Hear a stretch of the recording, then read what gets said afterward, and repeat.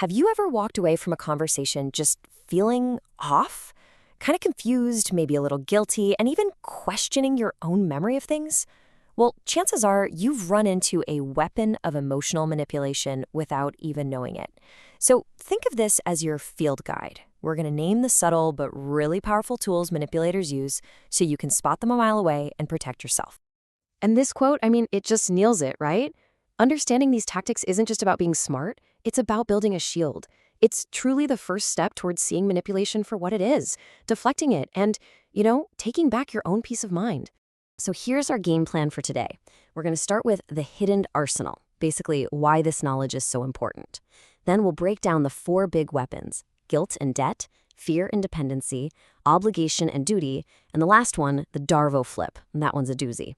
And then we'll wrap it all up by talking about how to start building your defense. First up, the hidden arsenal. Here's the thing about emotional manipulation. The most effective kind doesn't look like manipulation at all. It's usually disguised as care, or love, or concern. Learning to spot these tactics is what changes the game. It turns you from a target into an observer who can see exactly what's going on. Okay, let's dive right in with weapon number 1, guilt and debt. This one is probably the most common tool you'll see, and it's a classic for a reason. It's so effective because it hijacks our natural desire to be a good, decent person who's grateful for things.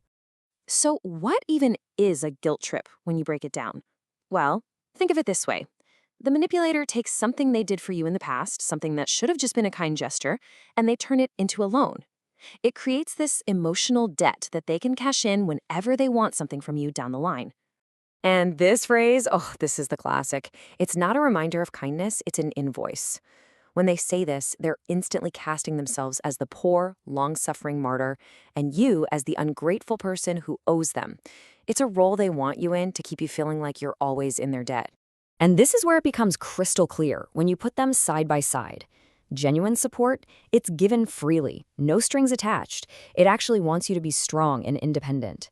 But weaponized kindness, that keeps a detailed running tally. Every favor is really just an investment they're making to control you later and demand you do what they want. It's a transaction, plain and simple, not a relationship. All right, on to our second weapon, fear and dependency. This tactic works on a much more basic level. It's not about using the past against you like guilt. It's about manufacturing this terrifying vision of the future to keep you stuck right where you are. The whole goal here is to just chip away at your self-confidence bit by bit by constantly planting these little seeds of doubt. Are you sure you can do that? A manipulator convinces you that the world is just too big and scary and you're too weak to handle it alone. And that dependency, well, that becomes their leash. And this right here, this is what it sounds like. They're not just expressing concern for you. They're passing a verdict on your abilities. They position themselves as your one and only protector, the only thing standing between you and total disaster. And again, the difference here is night and day.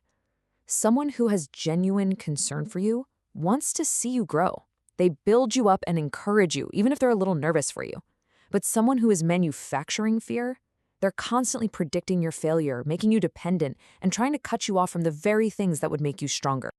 Weapon number 3 is obligation and duty. Now, this one is especially sneaky because it takes positive values we all hold, things like loyalty to family or friendship or tradition, and it twists them into tools of control. So the way this trap works is by playing on your conscience, on your desire to be a good daughter or a good friend. The manipulator makes their demands sound like they're not just asking for something, they're reminding you of your moral duty. All of a sudden, setting a boundary isn't just you saying no. In their world, it's a moral failure on your part. And you've probably heard this one a million times, right? On the surface, it sounds lovely. But in the hands of a manipulator, it becomes a get-out-of-jail-free card for toxic behavior. That little phrase, no matter what, is the key. It implies that your feelings, your boundaries, your well-being, none of it matters as much as their demand for your unconditional loyalty. Look, healthy relationships are built on mutual respect. It's a two-way street where boundaries are honored. But the obligation trap, it's a one-way street, period. All the demands flow directly to you, and any attempt you make to put up a boundary is treated like the ultimate act of betrayal. And now for our final weapon. And honestly, this might be the most disorienting, the most head-spinning one of them all, the Darvo flip. This is the big counterattack that you get hit with when you finally work up the courage to confront a manipulator. And it is incredibly effective. So what is DARVO? It's an acronym, and its entire purpose is to flip reality completely on its head.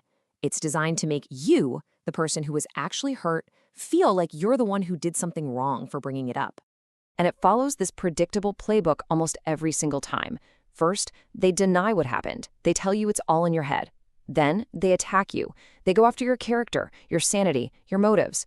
And then, for the final masterful twist, they reverse victim and offender. Suddenly, they're the victim because you had the nerve to confront them. It leaves you feeling confused, hurt, and totally silenced. Okay, I know, going through all these weapons can feel really heavy. But remember, knowledge is power. And this is where it all turns around. This is where the empowerment begins, in building your defense. And the very first step is just knowing what you're seeing. And this right here is the fundamental truth. You just can't defend against something you can't see. Recognizing a guilt trip for what it is, or identifying fear-mongering, or seeing the steps of DARVO play out in real time, it's like flipping on the lights in a dark room. All of a sudden you can see where you are. That awareness is the absolute foundation for everything that comes next. So we'll leave you with this question. Knowledge is protection, for sure, but action is freedom. So what does that action look like for you? A first step doesn't have to be some huge dramatic confrontation. Not at all. It could be as simple as just naming the tactic to yourself in your own head the next time it happens. Just thinking, okay, that's a guilt trip. That simple act robs it of its power. Or maybe it's just talking to a friend, get a quick reality check. So now that you can see the weapons, what's your first step going to be?